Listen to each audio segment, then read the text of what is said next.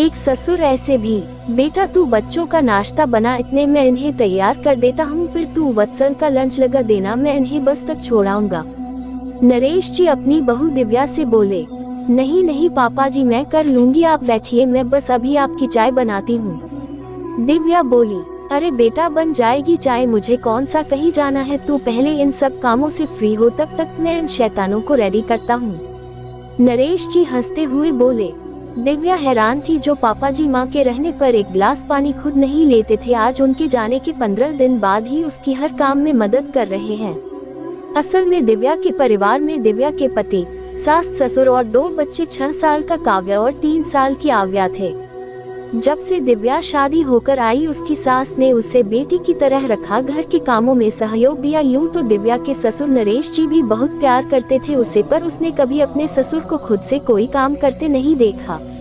अभी 15 दिन पहले दिव्या की सास का अचानक हृदय गति रुकने से देहांत हो गया था। तब बच्चों की छुट्टियां थी और दिव्या के पति वत्सल ने अवकाश लिया था। आज सभी वापस से जा रहे थे। क्योंकि वत्सल का ऑफिस दूर था तो उसे जल्दी निकलना पड़ता था, और नरेश जी रिटायर हो चुके थे तो घर में ही रहते थे। लाओ बेटा बच्चों का दूध दो, नरेश जी बच्चों को तैयार करके बोले। बच्चों का दूध और टिफिन दे दिव्या वत्सल का खाना पैक करने लगी, साथ साथ उसका नाश्ता भी तैयार कर रही थी और एक गैस पर चाय चढ़ा दी उसने। लो वत्सल तुम्हारा नाश्ता, पापा जी आपकी चाय। आप नाश्ता तो अभी देर से करोगे, दिव्या बोली। दे ही दो बेटा, तुम्हारा भी काम निपटे वरना दोबारा रसोई चढ़ानी पड़ेगी, नरेश जी बोले। नरेश जी रोज दिव्या की ऐसे ही मदद करने लगे। दिव्या को कभी कभी बुरा भी लगता और वो मना करती, पर वो प्यार से उसे कहते, कोई बात नहीं बेटा, सुनो आप पापा जी से बात करो ना, कोई बात है जो उन्हें परेशान कर रही।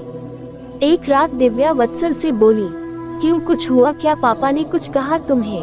वत्सल बोला, नहीं, पर जो इंसान एक गिलास पानी भी नहीं लेता था खुद से, वो मेरे साथ इतने काम कराए, कुछ तो गड़बड़ है। दिव्या बोली, अरे तुम्हें कोई परेशानी हो तो तुम खुद पूछ लो ना, वत्सल बात टालता हुआ बोला। वत्सल तो सो गया, पर दिव्या को नींद नहीं आ रही थी। वो उठकर बाहर आई तो देखा पापा के कमरे की लाइट जल रही है। पापा जी आप सोए नहीं अब तक, तबीयत तो ठीक है आपकी? दिव्या कमरे का दरवाजा खटखटा कर बोली। अरे दिव्या बेटा अंदर आ जाओ, क्या बात है, तुम इस वक्त जाग रही हो, आओ बैठो, नरेश जी बोले। मुझे नींद ही नहीं आ रही थी तो सोचा थोड़ा टहल लूं, पर आप क्यों जगे हैं? दिव्या बोली, बस ऐसे ही बेटा, मुझे भी नींद नहीं आ रही थी, नरेश जी बोले। पापा आपसे एक बात पूछनी थी, दिव्या हिचकते हुए बोली। हाँ बेटा बोलो, संकोच क्यों कर रही हो, नरेश जी बोले। पापा जी मुझसे कोई गलती हुई है क्या, आप मुझसे नाराज हैं या मेरी कोई बात बुरी लगी आपको? दिव्या बोली, नहीं तो बेटा, पर क्यों पूछ रही तुम ऐसा? नरेश जी हैरानी से बोले। पापा जी इतने दिन से देख रही हूँ आप मेरी हर काम में मदद करते हैं, जबकि मम्मी जी के सामने आप एक गिलास पानी भी नहीं लेकर पीते थे।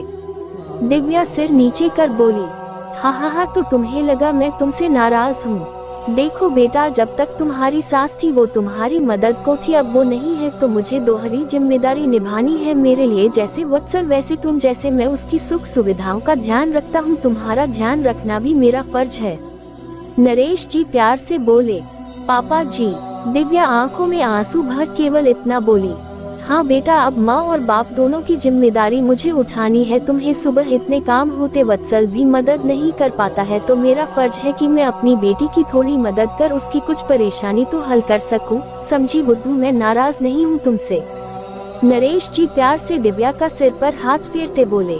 दिव्या अपने ससुर के गले लग गई। आज उसमें अपने ससुर में अपने मृत पिता नजर आ रहे थे। सच में पिता पिता ही होता, फिर चाहे ससुर के रूप में क्यों ना हो। हमारी यह कहानी आपको अच्छी लगी हो तो हमारे कमेंट बॉक्स में एक प्यारा सा कमेंट अवश्य करें और हमारे YouTube चैनल एक्टिव स्टोरीज को सब्सक्राइब करें और अपने फ्रेंड्स एंड फैमिलीज के साथ शेयर करें। धन्यवाद।